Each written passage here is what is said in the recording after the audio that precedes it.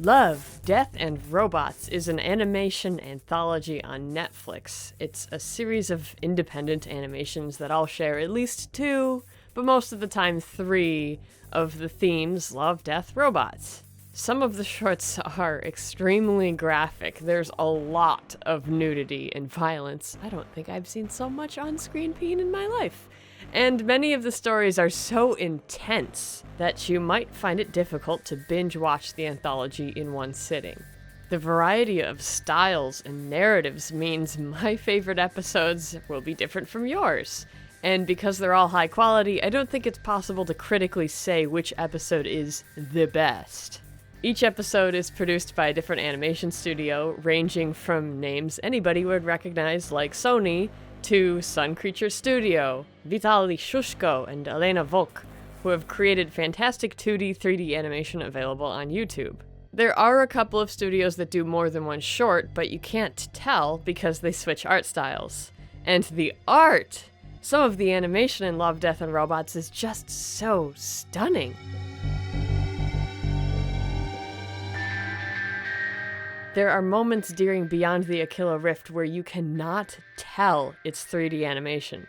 Part of what makes the Aquila Rift characters so realistic is Unit Image's 3D scanning system, motion capture, and V-Ray rendering. But don't think high-tech does everything, because it's a handful of artists creating scans, motion capture, and pages of artists to turn that gray matter into a human being with color, clothes, hair, animation, rig, bones, and convincing acting. That's just the characters, not to mention the lighting and environment side of things. Unfortunately, besides going through the character designer's ArtStation portfolios, the best making of source material I can find is about the sex scene in this short. As much as I'd love to pry into any of these animations to see how they did it, the other one I'm choosing is Zima Blue for the art style and the powerful narrative. Zima Blue is adapted from an existing short story, actually by the same author as Beyond the Aquila Rift. And the art direction for Zima Blue comes from Robert Valley, who's worked on Gorillaz music videos.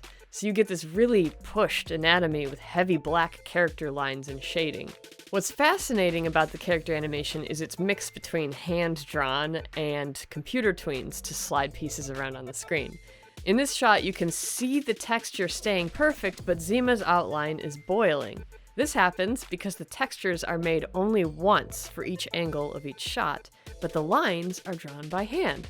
This isn't always the case. You can see his hand here has both an unchanging texture and unchanging outline. So in this situation, the whole thing is one piece of art tweened. Sometimes both mechanics play out at the same time, so in this short span, the jacket's Q-shaped neckpiece is pure tween, even though the rest of the outline is redrawn every time.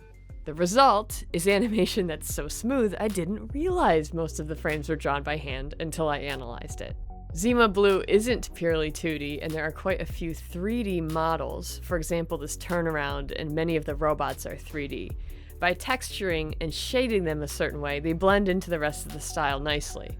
It's the movement itself that usually gives away a 3D model, especially during slow animations in 3D space. It's a little too perfect. The same way Zima Blue is the same perfect shade of blue each time. Have you seen any of the Love, Death, and Robots animations yet? If so, comment below with your favorites and least favorites. I think that would be interesting to see.